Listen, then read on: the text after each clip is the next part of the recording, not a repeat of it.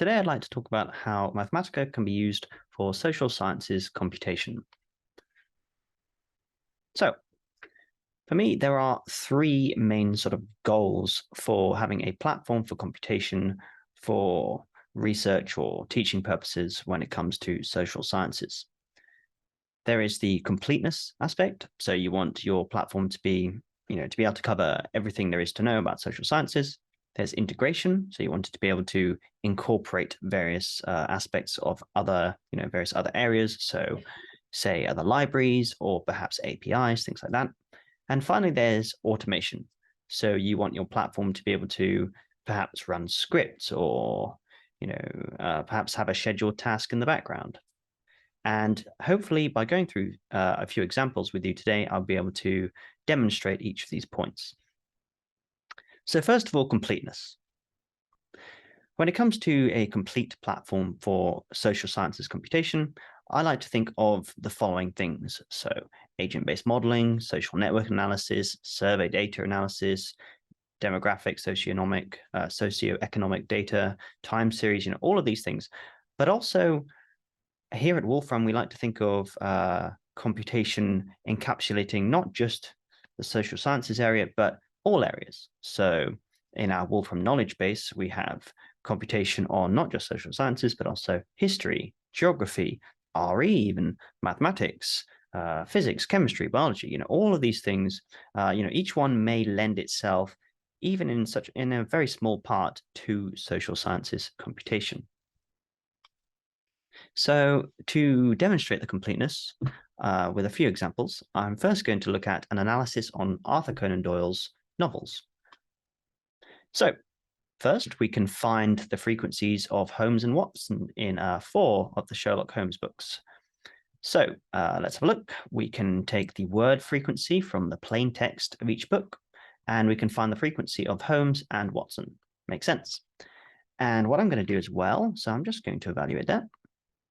What I'm going to do as well is create a function which will create an association, a mapped association between each one of our heroes, so Holmes and Watson, to each of the books. So basically, I'm going to, map the counts of each of our people to each one of the books. You'll see what I mean in a moment. So if I evaluate this, get our relative hero data, we should come up with an association. It's still running. Let's have a look. So you'll notice that each of these is a sort of special orange item.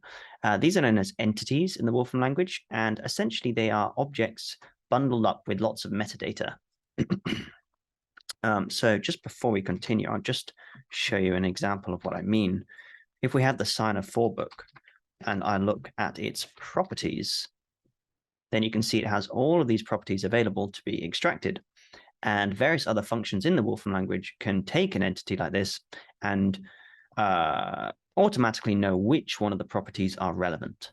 So in this case, let's see, we don't really, for example, from the Sign of 4, when we use our function to find word frequency, we don't care about awards or the publisher or the publication date.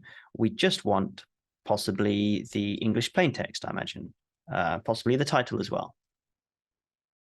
So anyway, here is my association where each book title has been mapped to an inner association where each hero has a frequency attributed to them. And now that we've got that data, often getting the data is the hard part. Now that we've got that, we can plot the result. So this dashed line here, anything on this line would indicate equal frequency between Holmes and Watson. But as you can see, everything is to the right of that dashed line, which indicates that Holmes is mentioned more often in the books, which makes sense. They are, of course, the Sherlock Holmes novels. So, it does make sense. So, however, actually having read this book recently, the majority of the book actually focuses on Watson. So I am quite surprised about this one. I would have thought this may lean into the Watson area. Anyway, moving on to our next example. Suppose we wanted to track the fall of Rome. So Built into the language, we have this entity, and built into that are lots of things, including the start and end date for the Roman Empire. Presumably that also has populations and geographical regions, things like that. And in fact, we will be utilizing those when we plot the region with geographics. So here I've got the interval of the Roman Empire from 27 BC to 395 AD. And what I'm going to do is I'm going to just knock it back 1 year so as to be able to find the polygon for each year. So this is a dated polygon. So this is going to show me the region of the Roman Empire for a particular year. And I'm going to map that across the entire interval. So that's given me a number of polygons. Well, I suppose in this case, just the 2 polygons, although they have rather a lot of points in there. And we can highlight the differences on a map. So here we have the starting map in green and the ending map in red. So there you go. That's the difference between the start and the end of the Roman Empire. However, we can take this further and do exactly the same computation, but over the entirety of the interval, and we can animate the result. So if I click play here, this is something I made earlier. And as you can see, the Roman Empire generally grows, but it does fluctuate over its course. And if you're interested, you can double click on this right-hand cell here, and you can see the code that I used to create that little animation there. So for my third, and I believe final example on completeness, I'd like to look at something possibly more familiar to you in the social sciences area, and that is social network analysis. So I'm not going to grab my own data this time. I'm going to utilize the Wolfram knowledge base. So that I can grab some resource data and just grab an online social network. So this has nearly 2,000 vertices and 20,000 edges, a heck of a lot.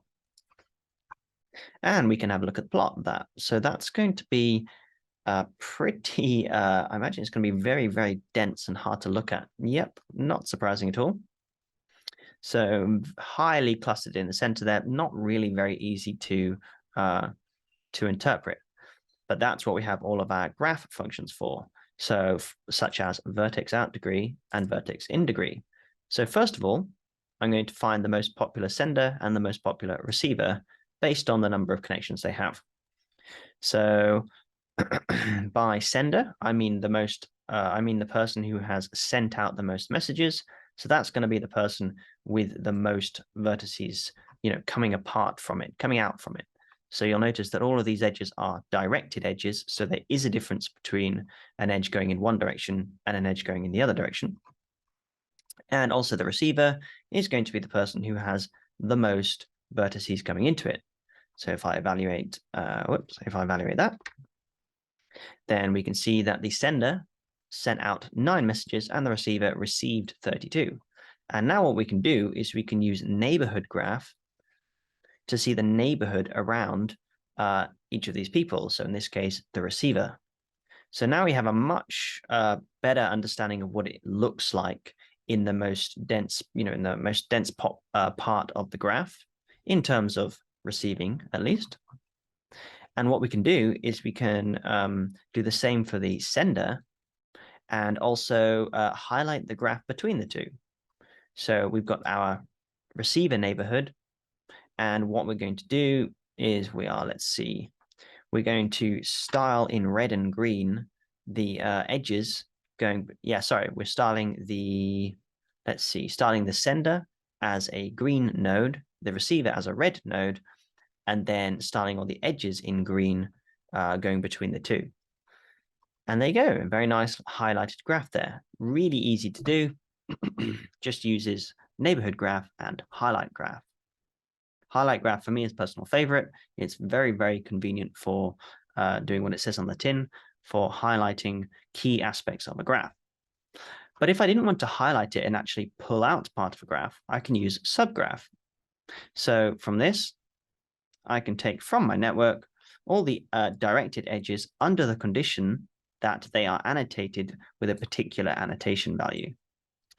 In this case, this is the edge weight, and I want the edge weight to be greater than 20. So if I evaluate that, now we've got a much, much smaller graph.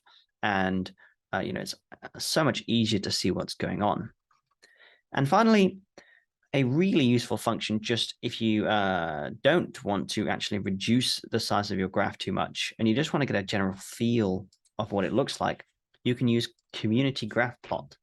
This will automatically cluster your graph in, clustering nodes that are similar to each other in terms of how many connections they have and to which other nodes they are connected. So that's a really useful one. And as you can see, it conveniently highlights in different colors each part of the graph as well. So that was Mathematica in terms of a complete platform for social sciences computation. Now I'd like to look at automation. And the typical example of automation is machine learning. So in this case, I'm going to use machine learning to determine the author of a text. So let's grab a book first of all. So we'll go to gutenberg.org, lots of free books on there. And we'll grab 4 very, very popular ones. So Importance of Being Earnest, Picture of Dorian Gray, Les Miserables, and Notre Dame de Paris. So I can grab those books very easily with my import function. And what I can do is I can create a classifier. Now, in a lot of languages, creating a neural net would be quite a complicated procedure. You'd have to set up your layers. You'd have to ensure that all your data is of the right form. But in Wolfram Language, it's really simple. We just do classify all of our data. And in this case, I've set a time goal because I don't want it to run for too long. But of course, that's optional. And that's it. It's very, very simple. So, this is both the creation of the classifier and the training of the classifier in one go. And because I happened to have wrapped once around this and I've evaluated it before, this was instantaneous. But, typically this might take, well, I guess up to 30 seconds. But generally speaking, one might run a machine learning model for hours, days even, if you want to get really good results. But of course, you need a lot of data for that, and we only have 4 books. So I now have a classifier function, and it automatically used Markov chains to do classification. And now I should be able to determine the author of my books just based on this. I just create a classifier in a matter of seconds, and that's it. There's nothing more to it. So I can grab 2 more books that I know to be written by one of these 2 authors, and my classifier is running, and there you go. So apparently An Ideal Husband is written by Oscar Wilde, and The Man Who Laughs was written by Victor Hugo. And it's as simple as that. And now, of course, this classifier is not really suitable for classifying books written by other authors. You'd need a lot more data there. But for just distinguishing between the 2, it does the job. It's very, very useful. And it's possible we might be able to get some probabilities on this. Let's have a look. Nope. Oh, maybe if I spelt it right. So as you can see, I spelled that wrong, but it offered me this new option value, this new, argument value, and there you go. So for the first book, the probability was 1. So I was very, very confident. And the second book, it was 0 in terms of how close they were to being written by Oscar Wilde. So generally speaking, these probabilities would be, somewhere between 0 and 1, but clearly this is a very, very confident classifier in this case. And actually that indicates to me at least that this might not be a particularly good classifier because it's completely swaying one way or the other. So that's probably an indicator that there wasn't much data. Now, although I won't be looking at it here, I encourage you to have a look at classifier measurements, because that is also a great function for taking a classifier and looking inside it and just seeing, how it did. Why is it giving the results it's purporting? So that was a little bit on automation in the Wolfram language. And now I'd like to finally look at integration. So as I mentioned briefly at the start, when it comes to integration, I mean integration, mostly integration with other data sets, really. So how seamless is your platform when it comes to moving from one step to another step? So, all your data is just in one area and you need to pluck a tool from somewhere else. How seamlessly can it integrate those two data sets or those two pieces, those two tools, things like that? And what I'm going to do here is I'm going to set up a Twitter connection. So that's the integration in this particular example. It's very, very easy in Wolfram Language to set up connections between different services. In this case, it's going to be an API. And the reason why I've chosen Twitter is because we have a built-in service connection there for you, for your convenience, but you can actually, pull from any API that you like as well. This one is just, nice and convenient for you. So what I'm going to do is I'm going to pull some data from Twitter and then analyze the impact of the, of political messages, which is the data I'm going to be looking at. Now, I have actually pre-done this because, or rather my colleague has pre-done this because this is something that would take months and months to do because, of course, politicians don't release all their statements in one go. They release them daily, weekly.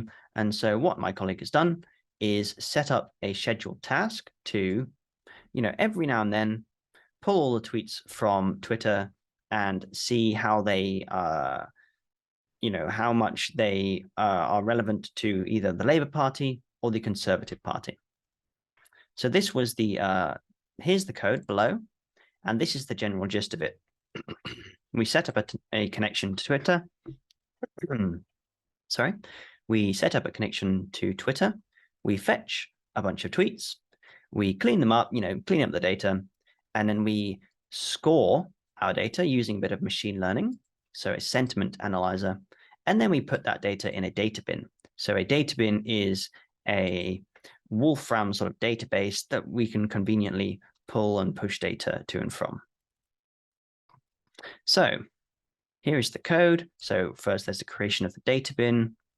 There's a function to clean up the tweets and a function to actually get the tweets. And this is where our integration comes in. We are connecting to Twitter in one line. That's it. Done. It's very, very simple. Connecting to a general API is also very convenient as well, but this is just that little bit extra, a little bit more convenient, really, really easy to do. So once we've connected, we do a tweet search, of a particular query where we only want up to 500 tweets. And then once we've done that, we need to do our, per tweet, we need to do our sentiment analysis. So here's that machine learning. So we have classify, a built-in classifier. So this classifier, I don't actually need to create it this time. This is a pre-built classifier ready to go that looks at sentiment. And it's going to look at the sentiment of each tweet, whether it's neutral or unknown or positive or negative. And then for each one of those, we're going to give those a suitable score. And finally, so now that we've got all that setup done, we're going to set up a scheduled task to keep applying that on a regular basis, in this case, hourly. And this was done over the period of several months, from November 2019 to May 2022. So let's import the data. Here we go. So we have got an association where we have labels that are associated to a time series with a lot of data in there. So around 20,000 scores for each of the parties. And now we can really get into the data analysis. So for example, I could grab a window from each of those time series. So window being a small interval. In this case, let's see. So my window is just going to be from May 2021 to May 2022. And I'm going to take a moving map where I take the mean on a weekly basis. So if I create that function and then apply that to each one of my time series, I get a nice hourly plot for each of the parties. So as you can see, Labour is generally more favored, seen more favorably compared to Conservative. However, as you can see on the vertical axis, both of these are in the negative, so neither party is liked very much, despite one of them pretty much always being in power.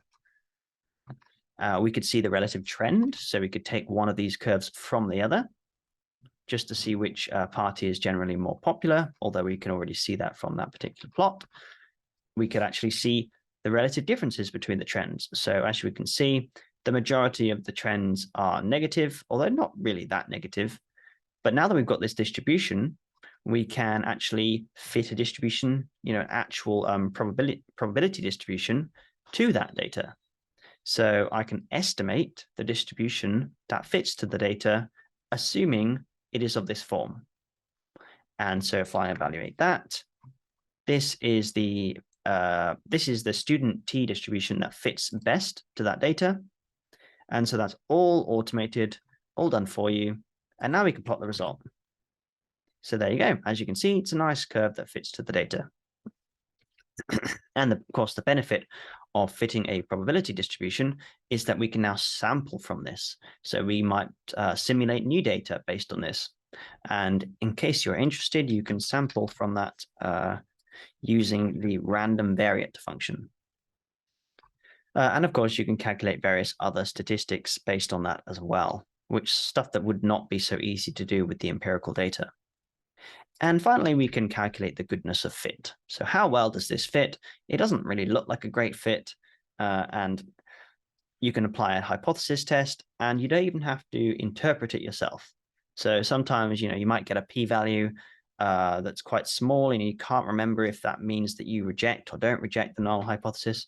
Well, don't have to worry about this, because this tells you the null hypothesis is rejected. Okay, so in conclusion, Mathematica for social sciences computation is complete, highly automated, and integrated into into various services and data sets. And just a final note on integration. So when I spoke of the Wolfram knowledge base, I should have mentioned that we have a lot of the knowledge base is sort of partitioned into these functions that are all of the form something data. So Earth impact data, element data. And so you might, for example, look at financial data if you're looking at the stock market, things like that. And, all of these services are integrated into the language and really, really easy to pull from. And all the data there is all cleaned up, ready to go, all curated. So you don't have to worry about importing data from the web and messing around with it because it might not be of the right form. All this data is ready to go. Okay, so that concludes this webinar. Thank you very much for listening. If you want to get the Wolfram language, follow any of the links below, and here are my references. Thanks very much.